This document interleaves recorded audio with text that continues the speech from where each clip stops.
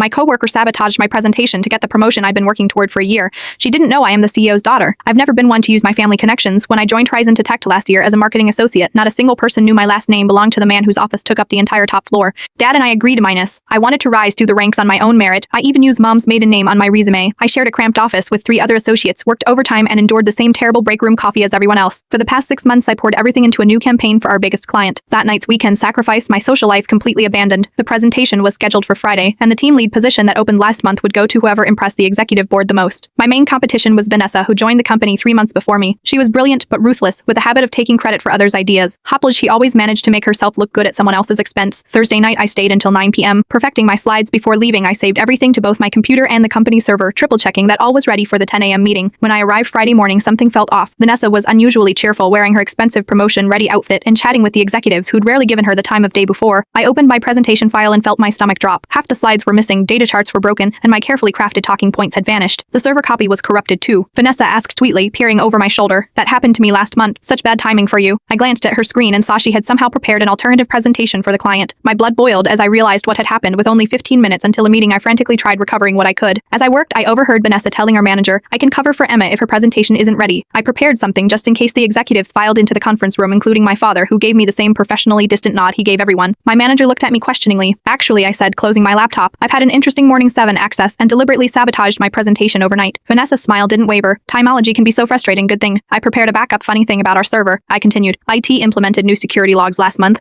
They show exactly who accesses each file when and what changes they make. The room went silent. My manager's eyebrows shot up. I called IT while trying to recover my work. They confirmed someone logged in remotely at 2 a.m. using Vanessa's credentials and spent 40 minutes modifying my files. Vanessa's face paled. That's impossible. Ziv must have hacked my account. I pulled out my phone. I have the security logs right here, including the IP address minus which matches your home network. Vanessa, my father finally spoke, his voice deceptively calm. "Miss Williams, is this true? There must be some mistake," she stammered. "In my 30 years building this company," my father continued, "I valued integrity above all else. Emma has shown remarkable talent and work ethic without ever once mentioning she's my daughter." The shock on everyone's faces was almost worth the months of anonymity. "The position is yours, Emma," he said. "As for you, Miss Williams, please clear your desk. We have a zero-tolerance policy for corporate sabotage." As Vanessa left in tears, my manager whispered, "You are Richard Hamilton's daughter? Why didn't you ever say anything?" I smiled. "Because today isn't about whose daughter I am. It's about what happens when you underestimate the wrong person."